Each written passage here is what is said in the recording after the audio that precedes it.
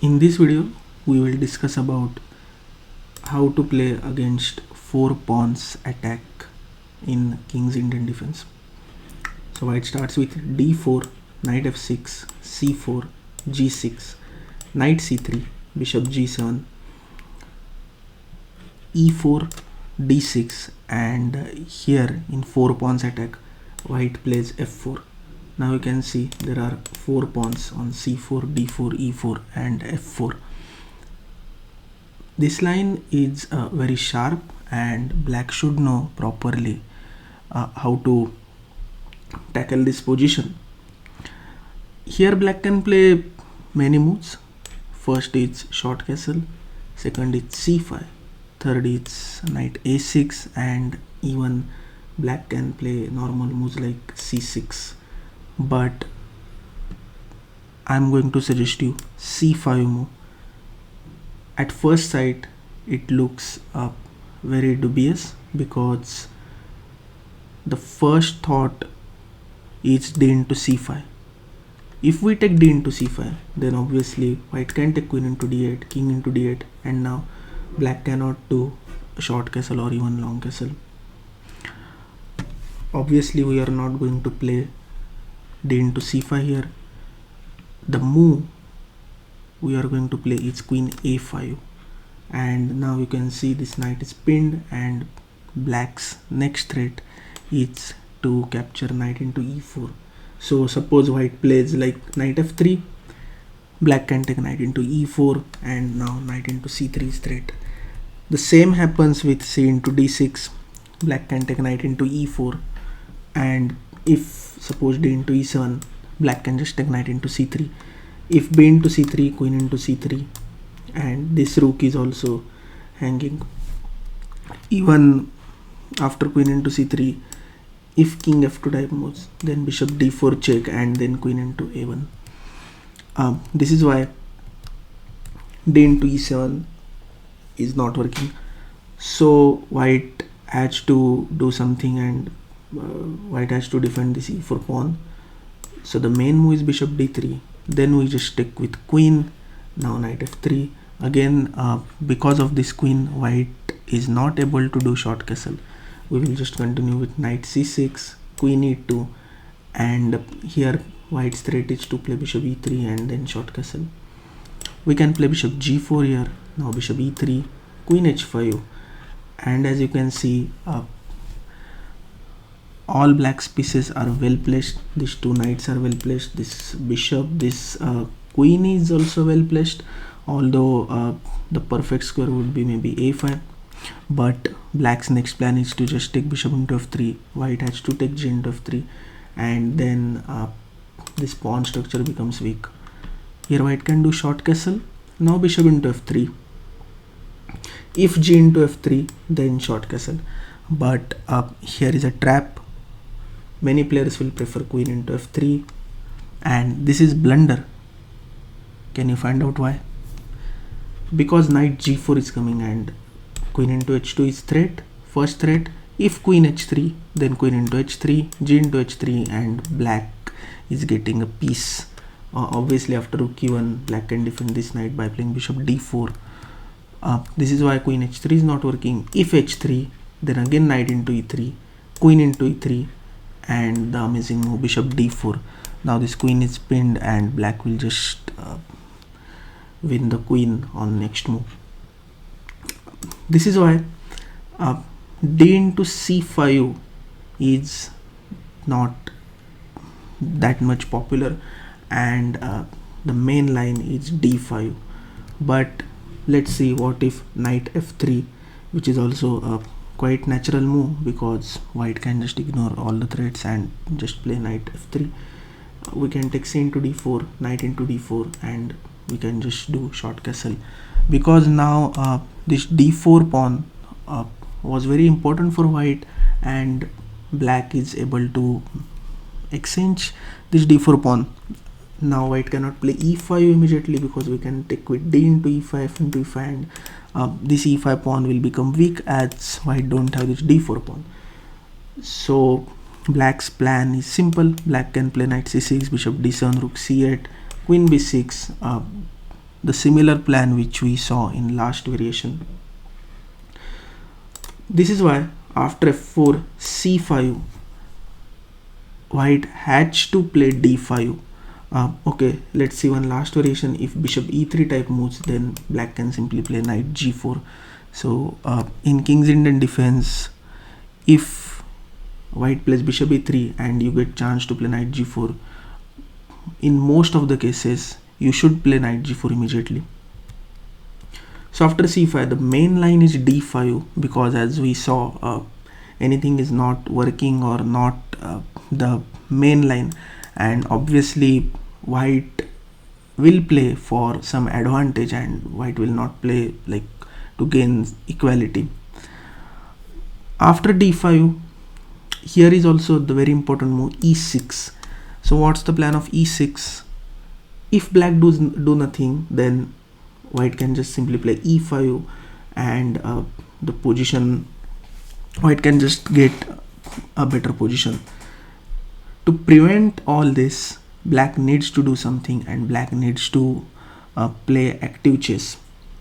So after d5, black plays e6 here, and now if d into e6, then f into e6, now e5, d into e5, queen into d8, king into d8, f into e5, knight g4, and all this is forced. Now you can see knight into e5 is threat, white can give bishop g5, king c7. Now you will think that okay, this is not looks great because white have this plans knight b5, long castle, and this open file, but believe me, nothing is happening from any side.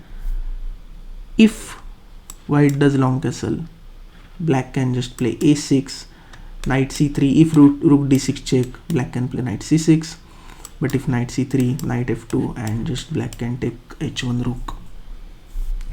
So this is why after e6, d into e6 is also not that great.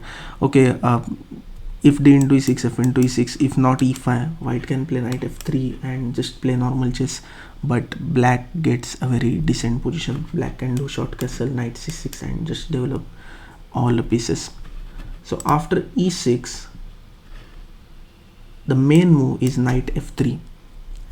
Now short castle, obviously d into e6 is bad, as you can see this d5 pawn is very strong for white, and white would not prefer to exchange this pawn for this e6 pawn. So the main move is bishop e2 to do short castle, but let's see, why not bishop d3. The problem with bishop d3 is now we can play e into d5. If e into d5, rook e8 check, which we will see later, not in bishop d3 line, but it's almost similar, and black also gains one move, because now again white needs to do something, like white has to play bishop e2 or knight e2 something. So that's why e into d5 is not working. If c into d5, then black can play a solid move b5 here. If knight into b5, the very interesting combination, black can take knight into e4, bishop into e4, queen a5 check, any move, and then queen into b5.